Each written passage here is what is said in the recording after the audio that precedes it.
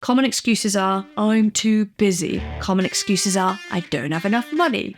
Common excuses are, I'm not good enough. Who am I to say something? And another big one, Lisa, I'm a parent. I've got kids, I've got family, I've got a full-time job. Yes, yes, yes. All of these are excuses and they're all highly relevant. But let me just share something with you that might make you think. And just please hear me out before you come for me, okay? Hello everybody, welcome back. It's Lisa Bean here. Good morning. I presume you're listening in the morning. Most people do. If not, hello, whatever time of day it is. In today's episode, I've got a big, bold claim. By the end of the episode, I'm going to have shown you how to find the one big block that is holding you back from everything you want in your life. And I'm telling you now, it is hiding in plain sight. I'm going to show you how to spot it, and then we're going to work through how you actually resolve it. Does that sound good? Let's go.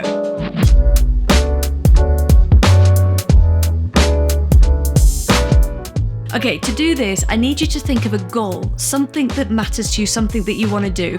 And I'm going to give you 3 things to think about with this, okay? So I talk a lot about changing your life, and that has been a phrase for me for forever. I want to change my life. I want to change my life. I'm not happy with this. I want to change that. And I've always been in pursuit of change. And when I think about it and I ask myself, what does change mean? It means 3 things. The first one is actually holding in my hands a goal that I've had for a long, long time, not months or years, but decades. Something like holding that published book in my hands, something like living in that house in that dream location, something like quitting your job and running that business, but you're actually running it and it's actually successful. So not like a fantasy or a striving. When I say change your life, I mean you're actually living the result, and you kind of have to pinch yourself to say, oh my God, I actually did it. That's what I mean. Because I feel like we all do these little incremental things and we tick off projects and we're getting there. And then we look at other people and we wonder, how did they get there? What is there for you? And what would it mean to actually hold that in your hands? Why can't you have that? So when I say change your life, that's the first thing, the big, bold goal that you barely dare even speak. The second thing I mean is moving away from and letting go of something you've carried with you forever that is holding you back. And honestly, you're so used to it now, you don't even realize it's holding you back. But it's going to be something like an old habit you just keep falling prey to. Let's go a little monkey. No swears today, no swears. The little monkey that it is, and it's holding you back. It could be conditioning, a way of behavior that just seems normal to you, even though it's painful, but it's normal to you. And it is stopping you from actually going through the discomfort of what you want. We're going to talk a bit about that. Or it could be an experience you had or a trauma you had or a really difficult situation. But when I say letting go of, I don't even really mean let go of, because there's nothing to let go of. There's you, the truth of who you are, and then there's the backpack of rubbish that you carry around with you. And every day you wake up and you pack this backpack. You're like, oh, I'll put a little bit of self-doubt in there. Oh, guilt, love me some guilt. Let's pack that guilt. And then just before you go to leave, you're like, I was feeling a bit too confident there. Let's have a little bit of that, aggressive self-hatred. I'll put them on as a pair of glasses and wear them throughout my day and see life in that light. I mean, do you know what I'm talking about, right? So first one is the big, bold goal. Not just talking about it or working towards it, but boom, it's done. Hello, nice. The second one is letting go of some of the conditioning, the subconscious beliefs, the self-limiting ideas that we've got, the way that we've been trained to behave, letting go of some of that, putting it down, put the backpack down so you can just be the fullest expression of you. And then the third one is a little bit more nuanced for me and what I'm passionate about. The third one is your message. I really believe that each and every one of us has a purpose. I do. I just think we're here for a reason.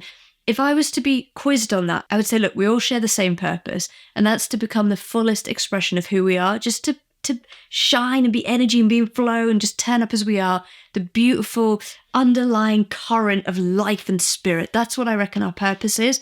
However, if I was to be more nuanced on it, I would say that the life that we've lived and the ideas that we have and the things that we're passionate about allow us to communicate that beauty in a way that is really unique and special to us. So I love horses, right? But I don't have a website or a business dedicated to therapy with horses. I love books, but I do not have a website dedicated to books and literature. Now, I love marketing, I love selling, I love business, I love change, I love mindset, I love learning about the brain. And yes, I have an online presence dedicated to helping people figure out who they are and what they want and actually go after it in a commercial way, as in, let's package this up and actually teach you how to make money with it. Yes, please.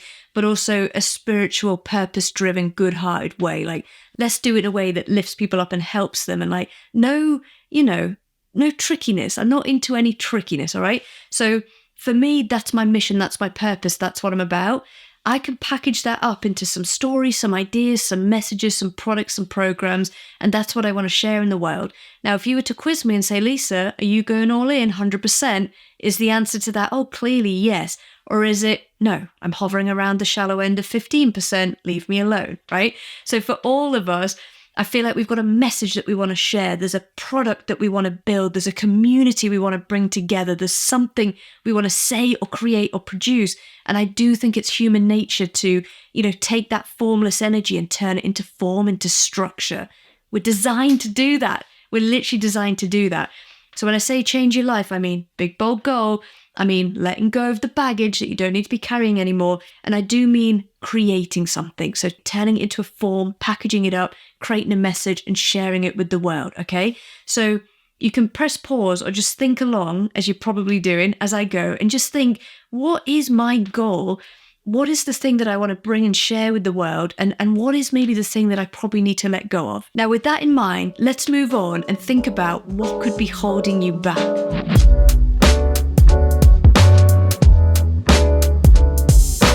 Okay, so in the intro, I said there is something holding you back, and it is literally in plain sight. Let me just explain what I mean by that, and then we'll get into these 3 exercises. Have you, in your house, by any chance, got a cupboard with a handle hanging off, or a pile of laundry that's been there a little bit too long, or a box that is meant for charity and has gone from this place to this place to this place, or something like the bed creaks and you've been meaning to fix it, that unit's old and you need to replace it. There's something in your house that is a problem, right? I mean, I don't mean to be dramatic. It's a problem, but you've also become used to it, and it's actually been a problem for like 6 months or a year or 18 months. This is because there is so much stimulus out there, and there is so much being filtered through our senses. Our brain can't keep a register of it and say all of this is relevant all of the time at the same intensity. It goes, she hasn't really paid much attention to that crack in the wall, so why don't we just dip that out of her consciousness and have it just be part of the background? She seems quite bothered about that letter that's come through the post. Let's wake her up about that. Yeah, agreed. So whatever's like more in your face or more pressing or loudest, that's the thing that kind of wakes you up, jolts you up, and it's on your list, right? I must deal with that. And then there's loads of things that have kind of fallen away. I honestly think that this is the same for subconscious programming and self-limiting beliefs and issues that we want to move through in life. They've been there the whole time, and they are right under our noses. I feel like there should be a plural of noses, of like nigh. They're right under our nigh, and they're so I know that's not a word, guys, I'm messing.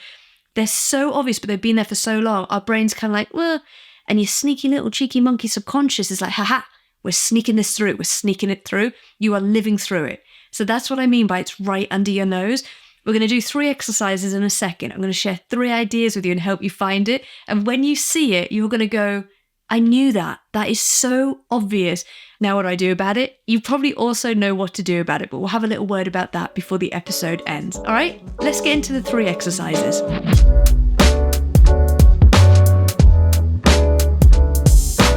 Okay, this is the first one. There is a pain that you can handle and a pain that you cannot handle, and it hides in an excuse. So, whatever the thing is you want to do, let's say write a book or build a course or build a business, that's on your mind and you want to do it, and you have an excuse. And the excuse is, finish that sentence, I cannot finish my book because I can't launch my business, because I can't start getting in shape, because...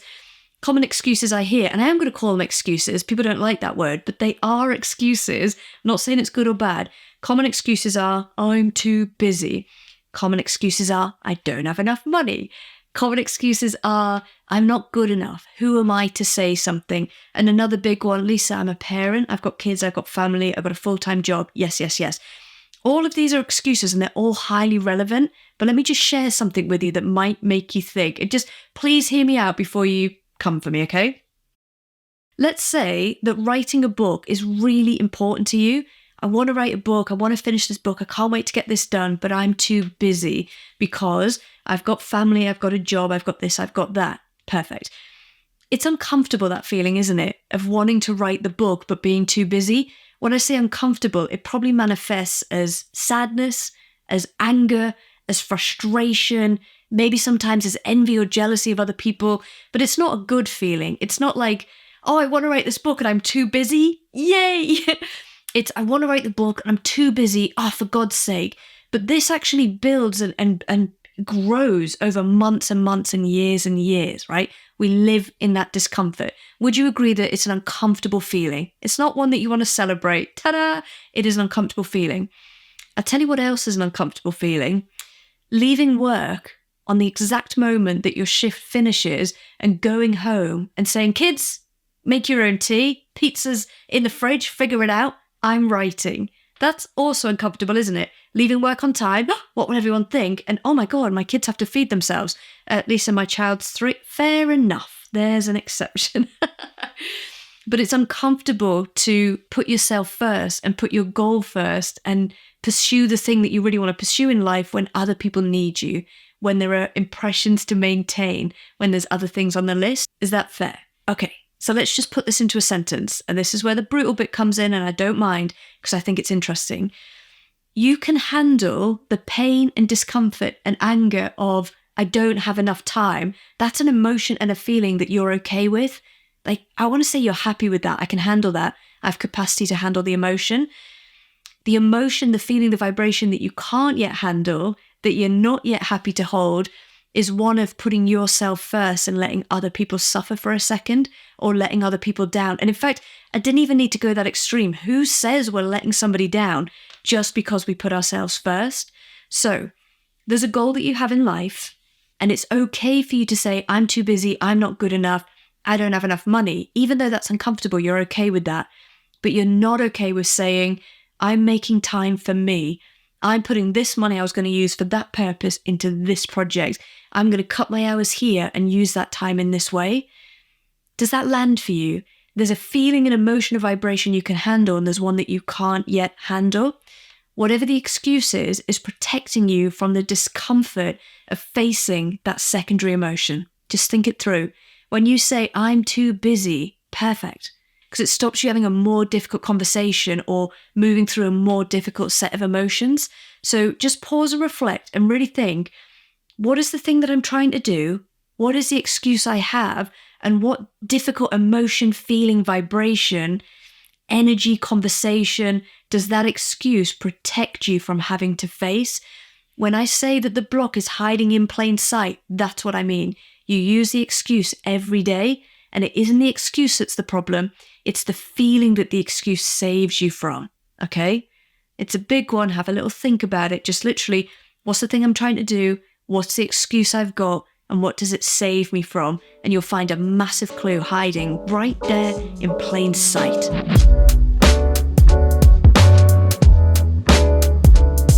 Second idea, story, question, thought that will help you find the thing that's hiding in plain sight. And I learned this one through money. The second one is go deeper on the problem. If I say to you, what's the biggest problem that's plagued your life for decades? Your answer is, right? You know what your answer is. If I was to ask myself, what's the biggest thing that plagued me for decades and decades and decades? It's money. Now, I can answer that question and say money and leave it there. And for years and years, that's what I said. I'm no good with money. I'm always in debt. And then I extrapolated it out and said, well, I'm no good at business. And then I'm no good at life. And just, I'm no good. And it like, whoa, slow your roll a little bit. Let's just rein this back in. When I used to say I'm no good with money, that isn't even true. And this is what I mean. The biggest problem you've always had in your life is ... And you know, common things people say are money, love, honesty, addiction, food, shopping. There's all of these different things, mess, tidiness, anything, right? I mean, I shouldn't have looked around my office and had that as a prompt. Just shut up, stop judging. I don't judge you, all right? Whatever the thing is that just rolls off your tongue, it's been a challenge for decades and decades, right? Well, yeah, I'm going with it. It has been a challenge for decades and decades. One of the problems that allows it to hide is that you're not really diagnosing the true problem. You've got an overarching title for it and it covers up the detail, but we need the detail. So if I say money's always been my thing, full stop, end of conversation, where do I go? Over the years, I learned to go deeper and deeper and deeper. So I started getting into money beliefs, and then I started getting into sales and funnels and growth and how you make more money. And then I started getting into subconscious programming and conditioning and beliefs. And I dug and I dug and I dug and I dug. I'll tell you what the biggest problem I've had with money has been, because until I could see it, I couldn't fix it. It's two things. First of all, I realized I have no issue with making money. I'm so good at selling. I'm so good at putting products and packages together. Dare I be so bold? And I'm so good at going out in the world and saying, ta-da, look what I've got. Come and join me in this program, this offer, this event, whatever. And I'm so grateful for that. I know deep in my gut, I can always sell. I've always got something of value and I can always sell. How crazy. Some of you might be listening going, I would love some of that. You might have it. Keep listening. A challenge that I had wasn't making money and it wasn't collecting money in a bank account. Tick, tick. I could do both of those. But if you said to me, but Lisa, could you hold on to the money and save it and invest it in something you care about? The answer to that question was always no. The second I started to accumulate pockets of money, piles of money, little cheeky, wads of money, I couldn't help but feel guilty. And I didn't know it. It was right there under my nose and I didn't know it. But it manifested in me giving that money away, literally. Pay rise to this person, new computer to that person, hotel night away to this person. Here's a few £100 in your bank. Why not? Yeah, I can help you out. I'm in a good place. Let's go. Until the money went to zero and then beyond. And it triggered in me, oh my God, I need to sell, which I was really good at. And then, the money would come in and then, oh my God, what's this money doing in my bank? Ugh, gross, disgusting, get rid. It had nothing really to do with the money being in my bank. Like, what's wrong with that? But when the money was in my bank, not consciously, I didn't know this, subconsciously, I couldn't handle it. It didn't feel safe to me to have money for two reasons. One, I felt guilty for people who didn't have it. I had it and I knew I could relieve their suffering. I had suffered so much that I knew how awful suffering about money was. And if I could resolve that pain for other people, then, it's just so wild that I would do this. I was like, oh, I'll alleviate your suffering and create more suffering for me. Why not? And the second thing I realized was when I had the money, I didn't know that I felt worthy. This is crazy because the link is going to sound tenuous. But when I had the money, I didn't think that I would be worthy of love and friendship unless I shared what I had. So it was a guilt of seeing other people suffer. I know what that feels like. Didn't want it for other people. So I gave the money away. And the second thing was, I almost felt like people would judge me if they found out I had it, if I hadn't shared it with them, and that therefore they wouldn't like me, wouldn't love me. Okay? There's a lot in there, and I'm telling you, this is 3 decades. How old am I now? That's a bit extreme. It's 2 decades worth of work in there for me to realize I don't have money problems. What do I have? I have self-worth issues. And I find that underlying every single problem, money, love, relationships, hoarding, addiction, anything, doesn't it come down to, I'm not good enough just as I am, and it's not fair for me to have what I have.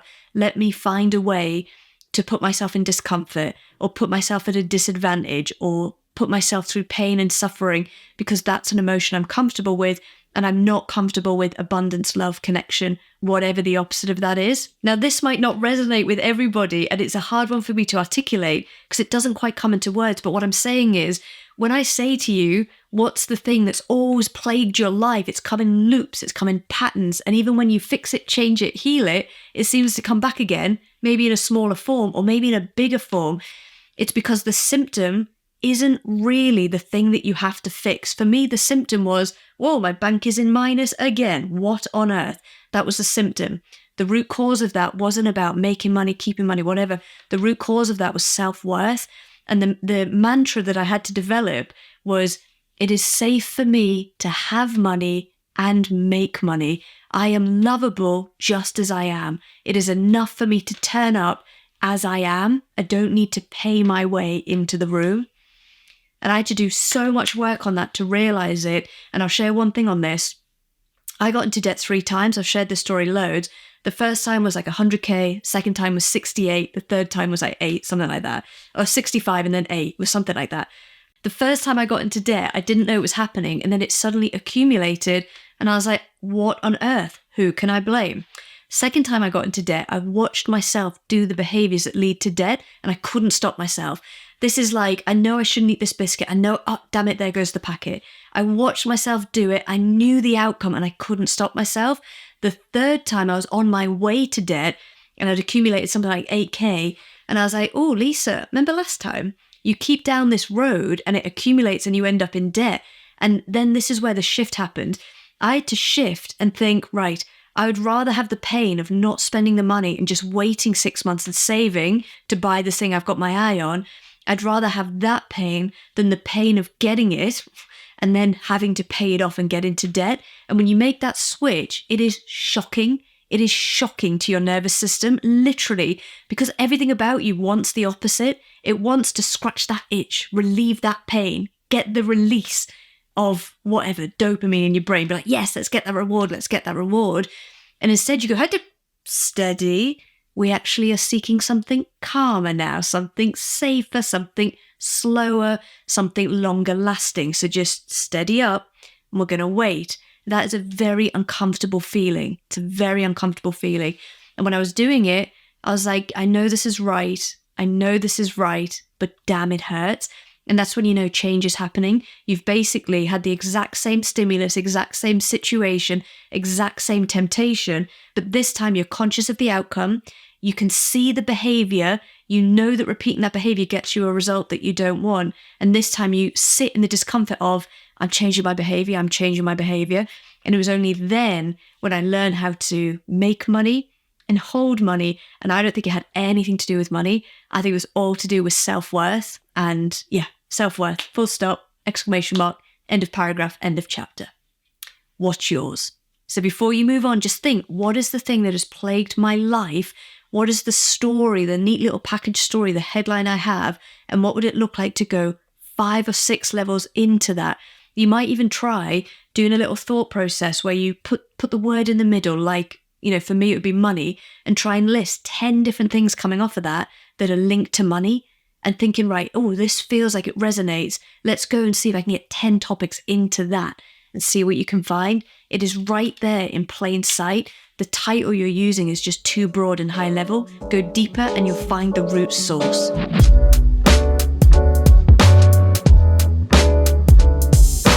All right, last one. It's a looser link, but I think it will really resonate for you.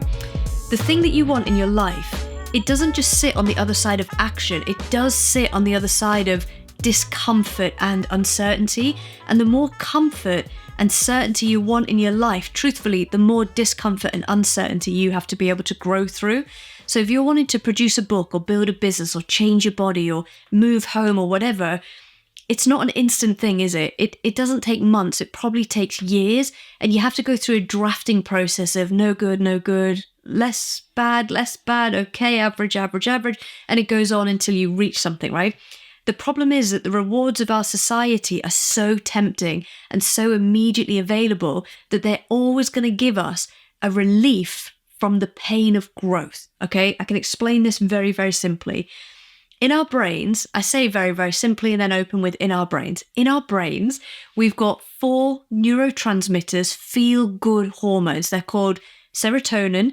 This is released when you sit in the sun, when you meditate, when you walk in nature, serotonin. It's known for mood regulation and a deeper sense of happiness and satisfaction. We've got oxytocin. You might have heard of this as the love chemical, the love potion. This is what you feel when you look into your child's eyes, or you're with your partner. Even when you hold hands, you can feel it, or you pet your dog or your horse, oxytocin. It literally gets released in your brain and you feel good. It's a really beautiful, relaxing feeling. The third one is dopamine, cheeky little dopamine. This one we need. It gets us out of bed. It has us seeking rewards, food, basic self-care, other things that humans feel driven to pursue on a daily basis. It's the thing that makes us chase a reward. And it's a fascinating one. We're going to come back to it. And then the fourth one is endorphins. These are our natural painkillers. You get this from laughing, from exercise, and actually a little bit of dark chocolate, some endorphins. You get them from other things too, but I can't bring myself to say the words in this episode. This is, it's a different kind of content that I share. Endorphins get released when you feel good, and they are a natural painkiller. Okay, now listen to this. Let's focus on serotonin and dopamine. Dopamine fires in your brain when a reward is in sight, not even necessarily when you get the reward, but even when you see cues of the reward. So if you're standing in a line in a cake shop and you can't wait to get that delicious bit of carrot cake with the frosting and the sprinkles on top, whatever, dopamine starts getting released in your brain. When you get close to the finish line of a task or a goal, you start getting dopamine. When you think about buying that book in the bookshop, I'm going to go today, get the book, you're already getting that dopamine. And the second you get the thing, the effects of dopamine wear off so quickly. It's the pursuit. It's the let's have it. It's the reward. And once you've got it, well, it didn't really satisfy you longer term because dopamine is about pleasure.